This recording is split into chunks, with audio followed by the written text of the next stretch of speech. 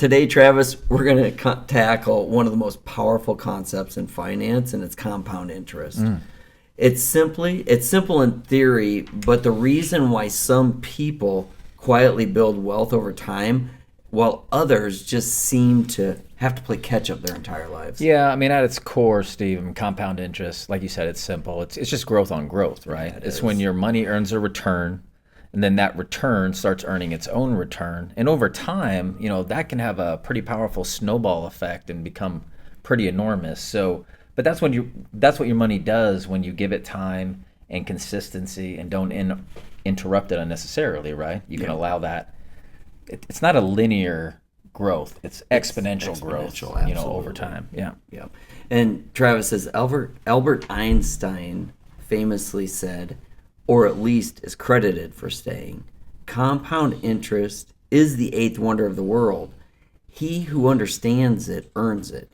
He who doesn't pays it. Yeah, that's actually a pretty good quote. It is really good. But so let's I don't put know it. If he said it or not, but if he did, it's really good. He's consistently credited with it. But yeah, no one can confirm he ever said it. So I think when people say stuff smart, they're just like, well, Einstein must have said it. Absolutely. So let's put it in perspective here. With some real numbers. So imagine you start investing $200 a month at age 25, and let's say it earns an average return of 8% a year. By age 65, you have $600,000. Yeah. Right. Now, if you wait till age 35 to start, same $200 a month, same 8% return. By age 65, you only have about $275,000. Yeah. So talking about a $325,000 difference just because you started 10 years late, right? You didn't give that snowball, the opportunity to really grow on the back end of that time frame. That's right. Travis, as you point out, same money in, same return, but 10 fewer years for that snowball to roll downhill. Compounding doesn't just add up. It multiplies over time. That's why the single greatest advantage you give yourself financially is really you have to start early. The earlier you start, the easier it is. Just anything. Start with something, right? Yeah. And here's where a lot of investors get tripped up. They focus on timing the market instead of time in the market, and that does matter.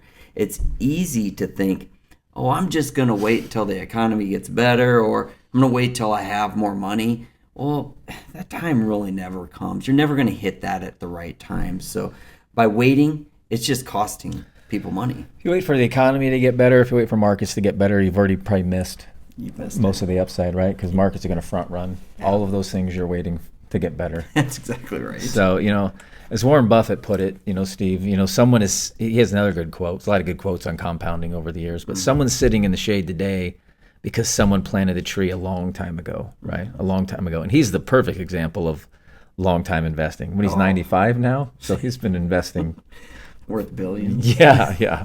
So starting early, even in small amounts, it gives compounding the time it needs to do its work. The earlier you start, the less you are going to have to contribute later to probably reach the same goal, right? Think of that 25 and 35-year-old example. For sure. And the gap there. So really, in investing in general, but even when you think about compounding, it's not about chasing perfect return. And I think a lot of people do that. It's just about giving your money enough time to quietly grow with a reasonable return. That's right. And add compounding to that, and you generally can get where you want to go. That's exactly right, Travis. And people are watching this, and they're starting later. Don't get discouraged. The best time to start was yesterday, but the second best time is today. Yeah. Compounding, it's not flashy, but it's a quiet engine behind almost every financial success story we've seen, isn't it? Absolutely is. Yeah.